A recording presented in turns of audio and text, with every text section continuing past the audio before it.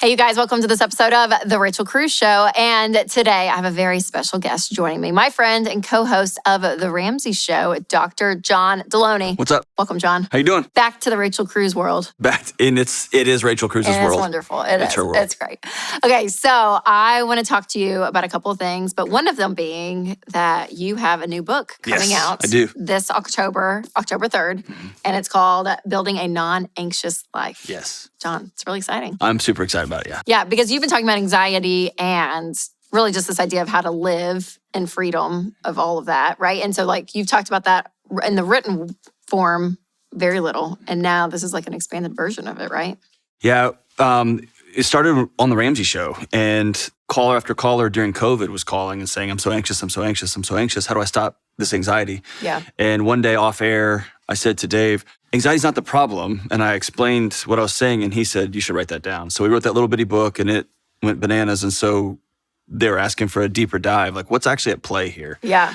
And I'm just tired of talking about anxiety, and I want people to get about, let's change our life so that we are not anxious all the time. Totally. And one anxiety play that I feel like happens a lot in our lives is around money. Mm-hmm. And you have a chapter called Choosing Freedom, and you talk about a couple of things in that, but you do talk about money and specifically debt and how that keeps you from a level of freedom. Because you and Sheila, your wife, you guys paid off how much in student loan debt? $1 jillion. $1 6 figures, yeah, a lot. Yeah. And you guys paid it off. Mm-hmm. So you write about that a little bit in the book. So talk through like that chapter specifically, Choosing Freedom, and what that means, what people can do. So let's back out real quick, and here's my proposition in the book. More people than ever before in human history are under the care of a licensed mental health professional. That's my community, by the way. I love those people. That's me. I pay a counselor, okay? So I'm all in. And more people than ever before in human history are being medicated for some sort of mental health disorder. We have more people in our networks, right? We have hundreds of thousands of people at the touch of a button, right? Yeah. That's never happened before in human history. Yeah. And we are more anxious and more depressed and more burned out and more just frazzled than ever before. As a mental health guy, I have to back out and say, what if what we're doing isn't working, right? Yeah. So this book is just trying to pull a bunch of levers. Okay, what are the areas of my life that if I heal in those areas, if I take action in those areas, that the anxiety alarms will stop ringing? One of those is, if I am not in charge of my own life, if the bank decides what I'm doing tomorrow, so I have to go work at a toxic job, if I have to stay in this abusive situation because I got nowhere to go, right? I don't have any money, or I owe a bunch of money. Your body is going to be screaming at you that you're not safe, right? Yep. And so in my house growing up, money was a bad word because we didn't have any. And it was about shame. It was about not enough. It was about borrowing too much, all of that. And I tried to run away from that with titles and big salaries. And I got the title and I got a big salary. And still followed. But I bought a big house and I bought 2 cars on notes and I took a bunch of student loans out. And so I just recreated the cycle on a bigger scale. Yeah. And so while my brain was telling me, great job, you're winning, the other part of my brain that's designed to keep me safe was screaming, you're not safe. You're not safe. You say one wrong thing at work, you lose all of this, right? If you get canceled over here, you lose all of this. And so it's backing up and saying, as debt has done this in the United States, so has anxiety. And maybe there's a correlation there. And and I don't think a lot of people pair those two things together, right? And especially, even here at Ramsey Solutions, we talk so much about the behavior change and getting out of debt, having that financial freedom. But we also do pair to a degree, not to the depth that you talk about it, but of, hey, there's a spiritual freedom. There's like a freedom within your soul, all of that. But you take it, I think, more even on the professional route to say, no, this is a true thing. Your body will relax and have peace in a place that it doesn't physically. Yeah. When you don't owe someone something. Yeah, what was fascinating for me, I'm a nerd, and you and I are friends off camera too, and so you know what kind of a nerd I am. But I track everything. And what was fascinating to me, when my wife and I got completely out of debt and didn't owe anybody anything, there was a slow descent of my heart rate all day, right? My heart was beating slower because it wasn't at war with itself, right? My HRV, my sleep got better. And it was my body settling in after years of having my day-to-day life dictated by a bank or a mortgage company or a car dealership or a student loan servicer. It was just me.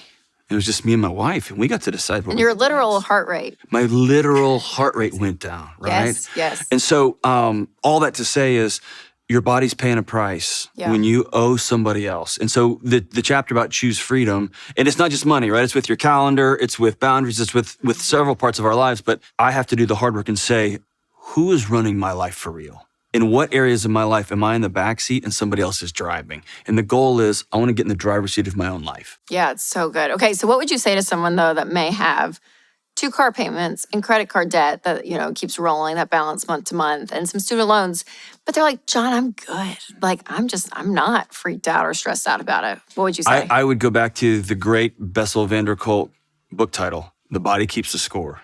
And so I can feel so good in my day-to-day life. Look at all this cool stuff I have. I'm running and gunning. Your body knows you're not safe. Your body knows you're 1 or 2 decisions away from losing the cars, losing the food on the table, losing your house. And so it's easy to distract ourselves these days. It's easy to numb ourselves these days. It's easy to know intellectually. 6 years with no interest, that's actually a good mathematical deal. That's a good deal. But your body knows, your brain knows.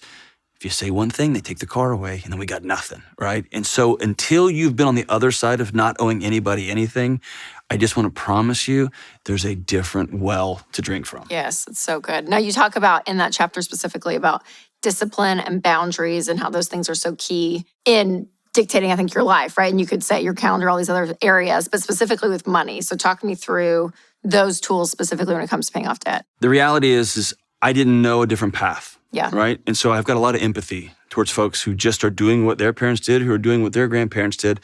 And also I've got a lot of empathy because I think I'm a smart guy. Mm-hmm. But when they sat down and explained this to me at the car dealership, like, hey, this is a good deal for you. I looked at the math worked. Made sense, right? Totally. So I've got a lot of empathy. Or when I went and bought my last house, the banker laughed at me. And I said, I will not go over this number. And they laughed and go, do you realize what you qualify for? And I said, how much more you could do? I won't go over this number. And they were like, oh my gosh, right? So the whole world is saying do something different. And so I've got a lot of empathy for folks who find themselves, oh gosh, in just underwater, right? And really the only path out is you look in the mirror and saying, I'm going to make different choices. Because let's be honest, we've all waited for the last several years. The government told us they were going to come help us out. Mm-hmm. And they were going to show up. They didn't show up. And if we look back, they haven't shown up a lot. And so at the end of the day, I'm going to look in the mirror and I'm going to take control and say, okay, I've got to make some major changes, especially in the short term, to get this stuff taken care of. Yeah. So one of the things I always hate thinking about, what if something happens to me? What if something happens to my husband, Winston? What's going to happen to the family? There is a great solution, you guys, that really takes that part of worrying and stress and the not good feeling, kind of puts it at ease. And that is term life insurance. And Winston and I personally use Zander Insurance. And they're the best. They make the whole process, you guys, so easy. You give them your information and they go and they shop the top-rated companies for the best policy for you and your family's needs. So no one should go without term life insurance. So go check out Zander Insurance. Just go to Zander.com to make sure that your family's future is taken care of. So you mentioned the debt payoff stuff again with that discipline and boundaries. And would you say, because I mean, even when you say like your calendar, like I look back, I remember Winston and I, one of our like top 5 biggest fights in marriage was around this. And it was around even like planning, like when are we going to have kids and all this. But I'm like, well, we have this and this and this on the calendar.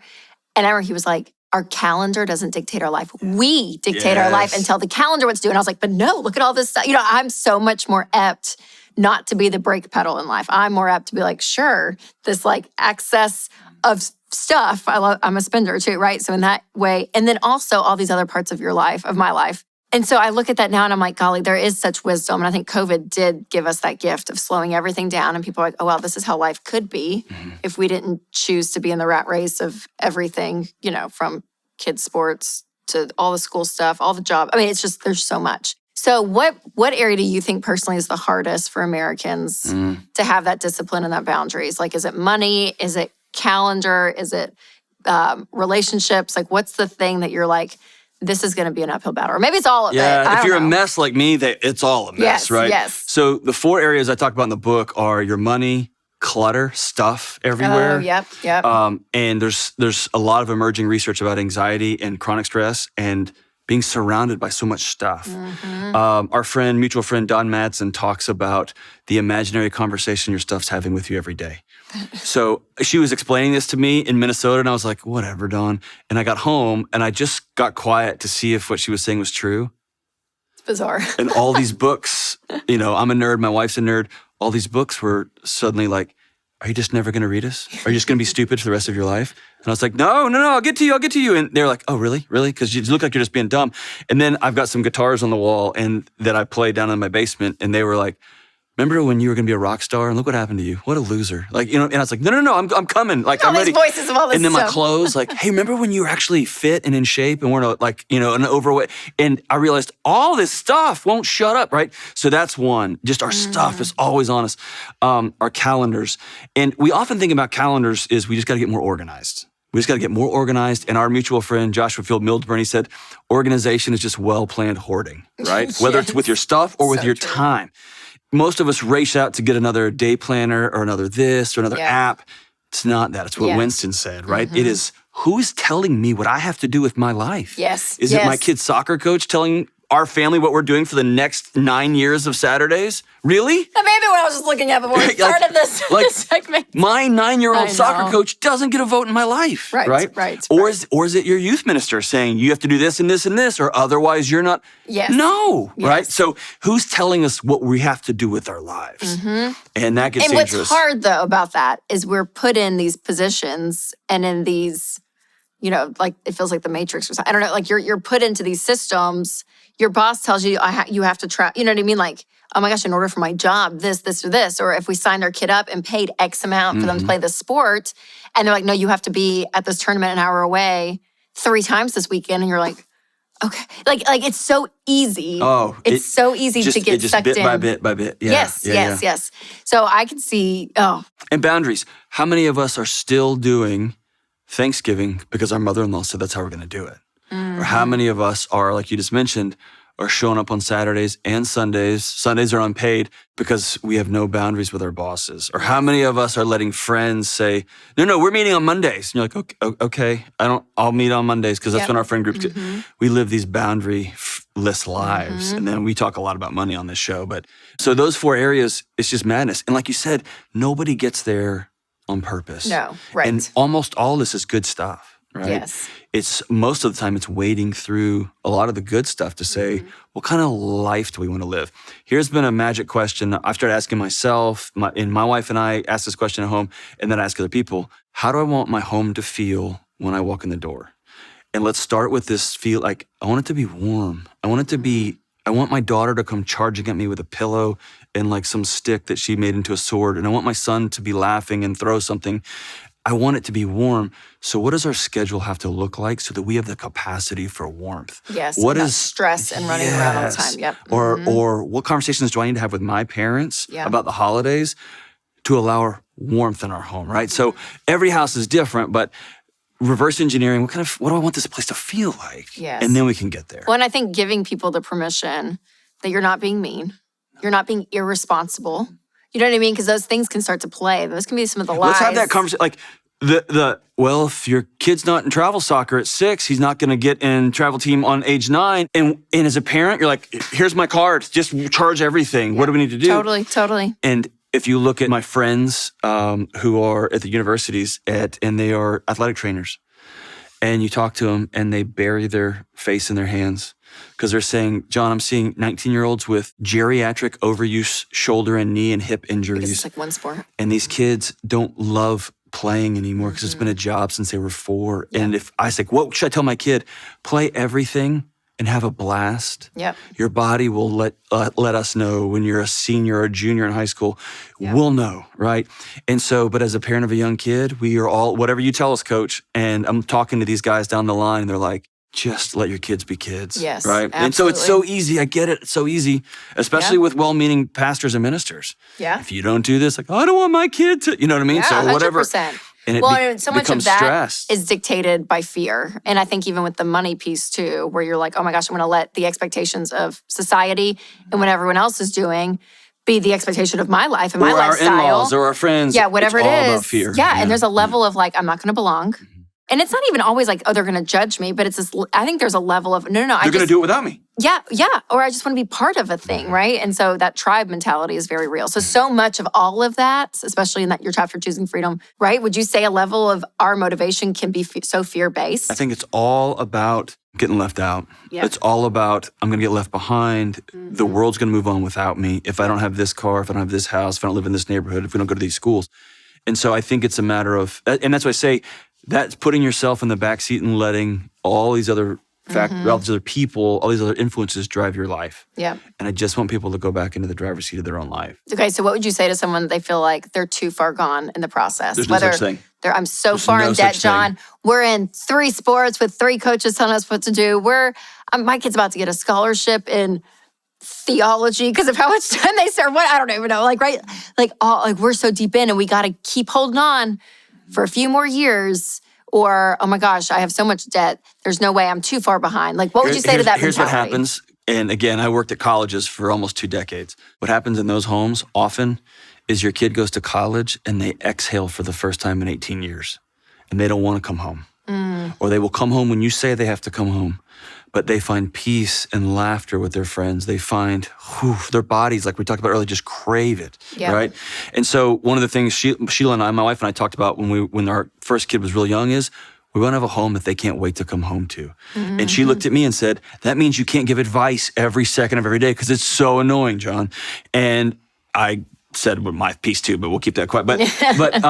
So if you feel like I'm too far gone, maybe that season of your life has to come to an abrupt end. And where I see that most effective is when a wife will take their husband out for breakfast or their husband will take their wife out for lunch and say, our life and our marriage as we have known it is over. Will you build something new with me? And it's that radical of a choice. Mm-hmm. A life where we had to have the newest this, we had to go to all of the concerts, we had to make sure our kids were in everything. This is no longer sustainable for me, and I hope you'll join me in building something new. Yeah. And it's a scary, abrupt moment like that. Sure. But when I say that, I'll often watch couples and their shoulders just go, right? They just are like, that would be so awesome. We don't know how to get there, but the thought of that sounds so great. Yeah. So you're never too far gone. Never in any of this too stuff far of taking control Never of your life too and far having gone. that freedom. Yeah. So good, John. So you guys, Building a Non-Anxious Life comes out October 3rd. And if you're watching this before that, then you can actually pre-order today. And if not, make sure to get your copy because it'll be in the mail ASAP. And they can find you a lot of other places, right? Where? At John Delony, at RamseySolutions.com. And The John Delony Show. The John Delony Show, so make sure to check that out on podcast and YouTube. And if you're feeling anxious about the future of student loans and all this debt that you feel like is just reoccurring, then you can access our resources and a recent live stream that we did on this topic at RamseySolutions.com/student loans. And if you have a friend who may want some of this information and hear our conversation, make sure to send this video along. And remember, you guys, to take control of your money and create a life you love.